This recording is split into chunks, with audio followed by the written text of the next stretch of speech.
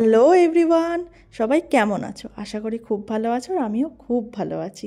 আজকে আমরা আলপি থেকে বেরিয়ে এবার আমরা যাব ত্রিবান্তপুরম। তাই পৌঁছে গেছি ত্রিবান্তপুরমে। এখন আমরা মন্দির যাচ্ছি, পদ্মেশ্বরের মন্দির। এখনও খোলেনি, 4:30টার সময় খুলবে। দেখা যাক ভিড় কতটা আছে। সবাই বলছে ভিড় প্রচুর আছে, লাইন দিতে হবে। তো দেখা যাক মন্দির দর্শন করতে পারি কিনা, তারপর আমরা হোটেল যাব। এই যে দেখা যাচ্ছে দূর থেকে, কিন্তু বিশাল লাইন।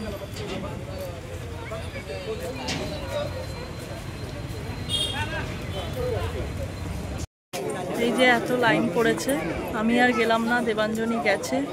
এখানে আবার বৃষ্টিও শুরু হয়ে গেছে।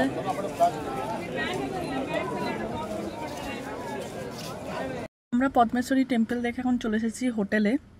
রাস্তার কোনো ভিডিও নিইনি, তো আমাদের হোটেল গোল্ডেন স্যান্ড। চলো গিয়ে চেকিং করে রুম নেওয়া যাক, তারপর আমরা একটু সমুদ্রে যাব। আমরা কোভালামে এসেছি। আমরা পৌঁছে গেছি কোভালামে, আমাদের হোটেল গোল্ডেন স্যান্ড। এটা হচ্ছে ঢোকার এন্ট্রান্স।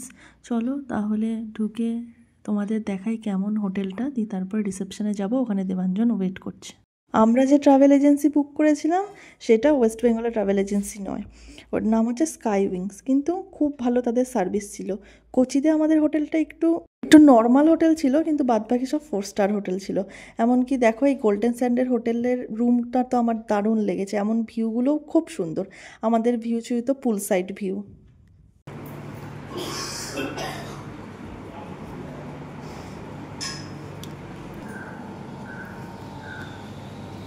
সুইমিং পুলটা দেখা যাচ্ছে এখান থেকে ডিমা ঝাঁপ মেরে একেবারে সুইমিং পুল।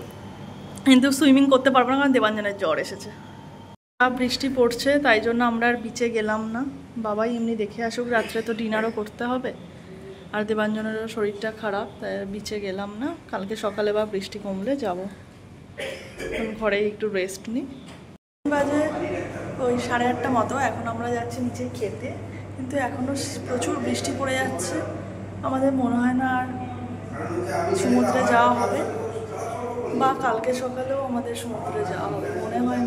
বৃষ্টিটা পড়ছে, বৃষ্টির মধ্যে ভিজে ভিজে আমরা খেতে যাচ্ছি। কালকে সকালেও যেতে পারবো না মনে হয় বিচে, কারণ বৃষ্টি কমবে না।